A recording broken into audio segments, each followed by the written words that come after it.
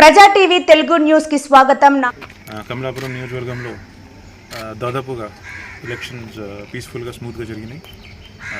Police విభాగం అంతా కూడా చాలా హార్డ్ వర్క్ చేస్తూ ఇది కూడా అవాంఛనీయ సంఘటన జరుపుకోకుండా చూడగలిగింది. ఇంకా ఇప్పుడు కౌంటింగ్ రోజు ఇంకా కొద్దిగా డిస్టర్బెన్స్ జరిగే ఒక ఇంటెలిజెన్స్ ఇన్పుట్ ఉండే సందర్భంగా మనం దాని మీద కూడా ప్రత్యేకంగా ఒక ప్లాన్ పెట్టాము, బందోబస్తు ప్లాన్ చేశాము. సో బేసికలీ నేను ఒక స్ట్రాంగ్ అండ్ సింపుల్ మెసేజ్ చెప్పాలని ఏమనగా దట్ ఫోర్త్ కౌంటింగ్ తర్వాత ఏమాత్రం కూడా ఎక్కడ కూడా జిల్లా వ్యాప్తంగా కూడా ఎక్కడ కూడా no political party, no political leader has been given or will be given any permission whatsoever for rallies, gatherings, processions, celebrations. ఇటువంటి పర్మిషన్స్ ఏమి ఉండదు.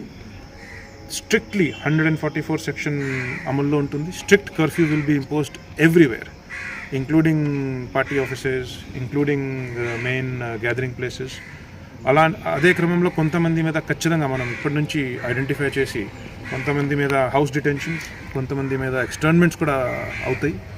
సో అందరూ కూడా పోలీస్ డిపార్ట్మెంట్ ఏదైతే ఇప్పుడు చట్టపరమైన పబ్లిక్ ఇంట్రెస్ట్లో ఏదైతే చేయాలి ఇప్పుడు మనం తీసుకుపోతున్నామో ఆ విషయంలో అందరూ కూడా మాకు వారి సహకారం అందించాలి అని నేను రిక్వెస్ట్ చేస్తున్నాను.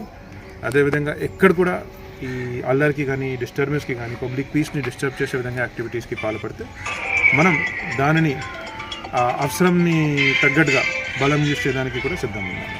Thank you.